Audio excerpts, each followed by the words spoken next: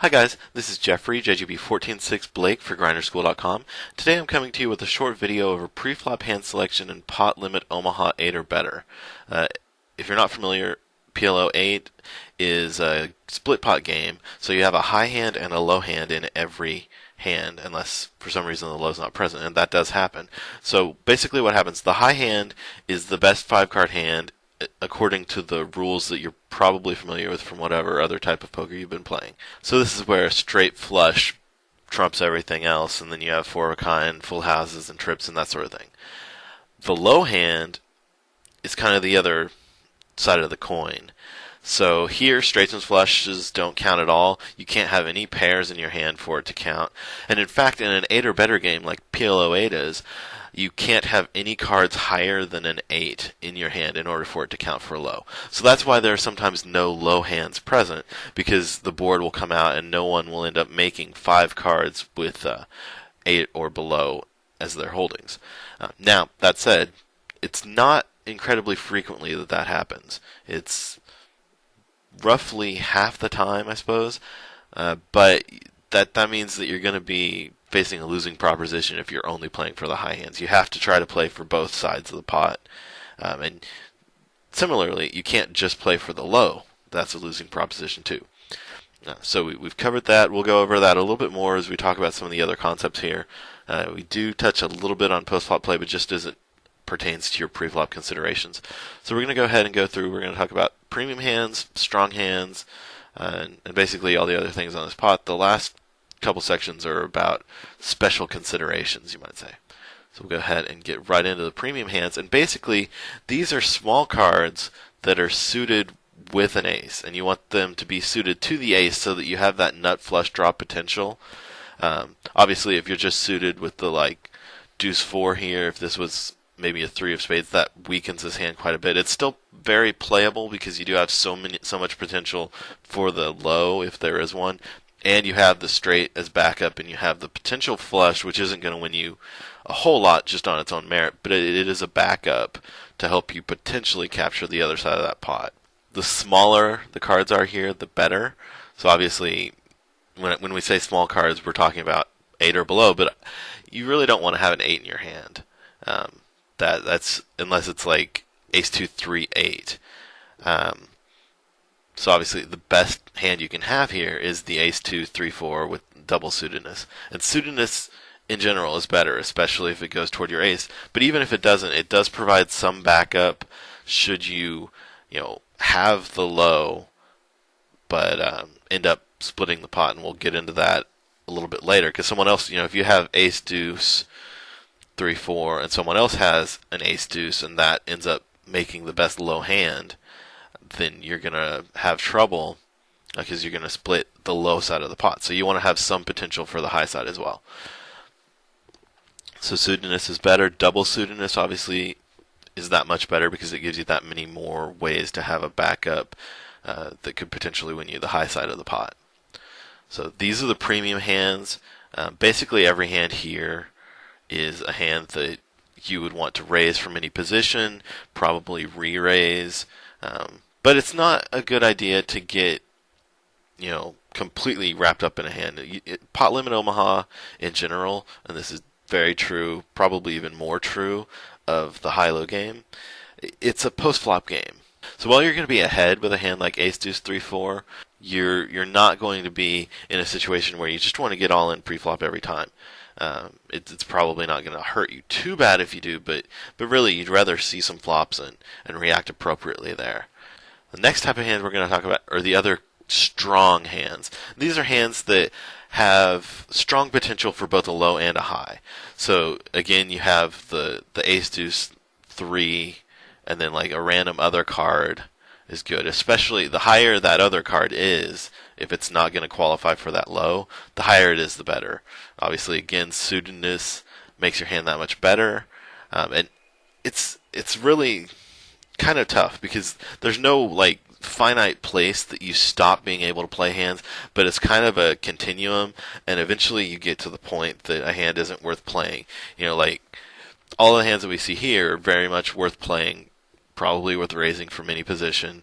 You wouldn't really want to re-raise many of these hands, I mean, the ace deuce king, probably the ace 2 3 king, you could, but once you get into like an ace deuce king queen situation, it's kind of iffy. If you're in position, it's not much better, but normally I would probably just call with a lot of these hands. If someone else had raised, I'd raise over limpers, and I might re-raise, but we're happy with these types of hands. We're happy to have a multi-way pot because we're looking to win both sides of the pot, and if we can build that pot up, that's good for us. So again, these are the types of hands you can play, and you're pretty happy to play them in almost any position.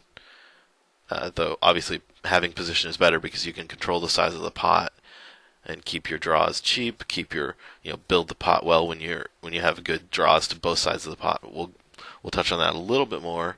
Like I said, so these and the four small cards with an ace are the hands that you want to play all the time from any position and more or less for any price. Then we get into high only hands.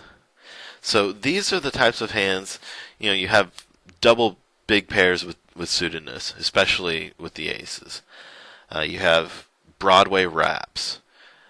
These are hands that are really pretty strong in normal Omaha and Omaha High, but they're not as strong in split pot games because again, you're only having potential to win half the pot most of the time. You don't want to be in that situation, so you really should only play these hands in late position. You could play hands like the ace ace king king from earlier position and get away with it, but it's not going to hurt you to fold these hands, and it's kind of a better safe than sorry sort of situation. You don't want to end up getting involved in big pots with these hands. These aren't hands you want to play big pre-flop pots with. You want to get in for cheap if you can. You want to be in position not just for the pre-flop consideration because avoiding raises behind you type of stuff, but you also want to be able to evaluate post-flop and react accordingly. So you want to play these hands cautiously. When you get to the post-flop side of the coin, you need to evaluate pretty much right away. If you don't flop the nuts, you're probably going away. The one exception to that will be if you flop a nut draw and there is no low present. If you have a nut draw but there's a low present, you're still getting out. Because what happens if you don't hit your draw, then you don't win anything. And if you do hit your draw, you're only getting half the pot. So you're drawing to half the pot at best, and there's going to be a fair number of times that you don't hit, even with the big draws like this, like a wrap draw. If there's a low present, just don't spend the money. Now, another category of hands that we didn't really talk about yet, but is playable, are small cards where you don't have an ace. Here again, suitedness counts, but you're not making the nut flush with those, so you can't really count on it as like a way to win the high. It's just sort of a backup, and this is sort of the opposite of the high only hands. You're basically looking for very strong low boards to play these on. Again, you want to play them cautiously in position. You want to try to get as many ways to make the lower side of the hand as possible. So you want to avoid having most of your small cards be at the high end of the range. So like a 2, 3, 4, 6 is much, much better than a 2, 4, 6, 7 or a 2, 5, 6, 7. Here, with the 2, 7, well, this isn't much different than this hand actually, because you're looking at the lower side of it to really make the difference. The only difference would be, if all of these low cards came out, then your hand's going to be in trouble, but it's going to be in trouble anyway if that happens. So you're really looking to play these hands cautiously. You prefer to see an ace on the boards where you're holding these hands because that's going to mean that you have a lot stronger potential to end up with that low. And you're still going to run into trouble in some cases when you end up splitting a pot. So we'll again touch on that in a moment. Now it's time to talk about all the other hands you can have. And basically, don't play them. There's a lot of cases where you'll play a hand that looks fairly attractive. It comes close to falling into one of the categories that we talked about, but it's not quite there. Maybe it's 2 low cards and then like a 7-8 suited. Like an ace deuce 7-8. That's it's tempting, but what's going to happen is a lot of times you're going to run into more trouble than it's worth with these hands. You end up with a lot of second best hands. You end up with a lot of spots where you don't have the potential to scoop the whole pot. And the majority of the time, you'll end up winning some small pots and losing some big pots, or potentially, we'll talk about in a couple slides, quartering on some big pots, which still loses you money. So you really want to avoid these hands. They just don't make strong enough hands in the end. And you especially want to avoid hands with like a 7, 8, and 9 or 10 in them, because they don't end up winning the high side of the pot very often, and they don't end up winning the low side of the pot very often. And the one situation that kind of is different there is like if you have an ace 2, 3, 10 or an ace 2, 3, 9 with the ace suited somewhere in there, that's still playable.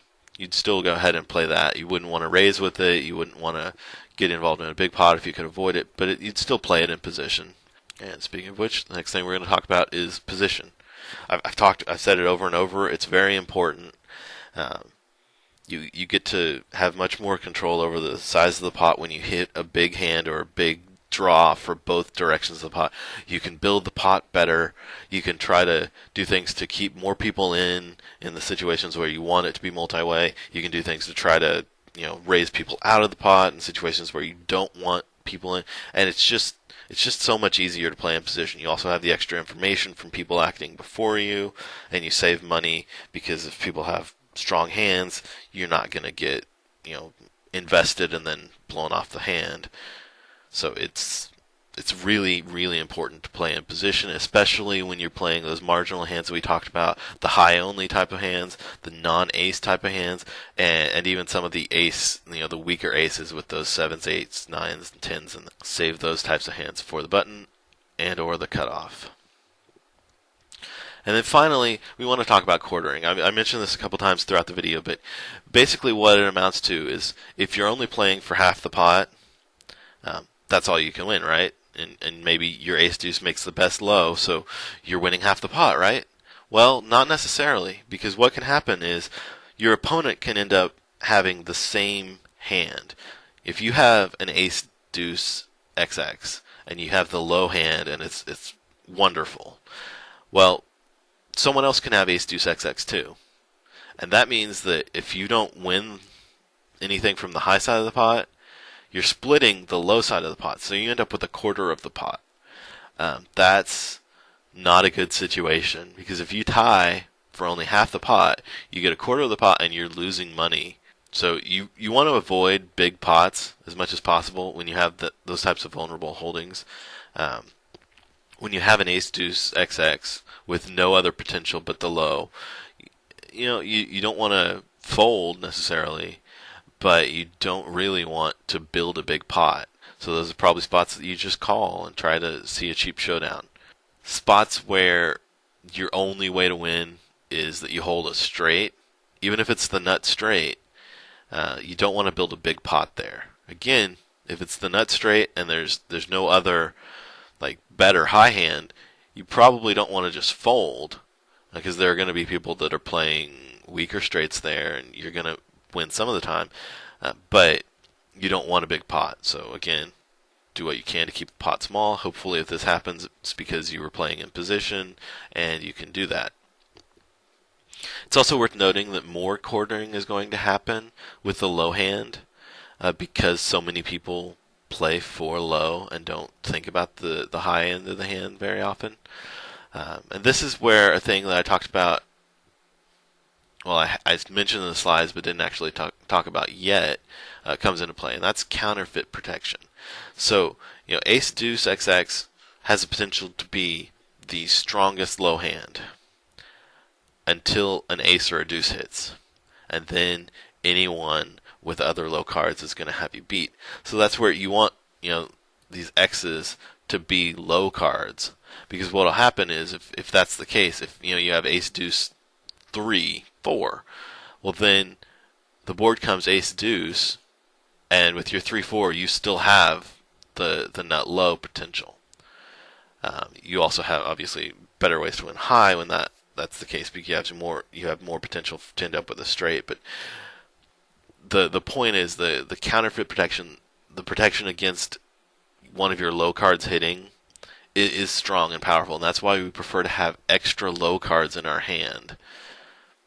So be wary of that. Be wary of if you just have the low side of a hand, and it looks like people are playing pretty strongly. You may be in a situation where you're going to get a quarter pot, even if you hold the nut low, and the advice there is just don't keep raising. Don't build a big pot if you can avoid it. With that, we're going to go ahead and wrap things up. Hope you enjoyed this.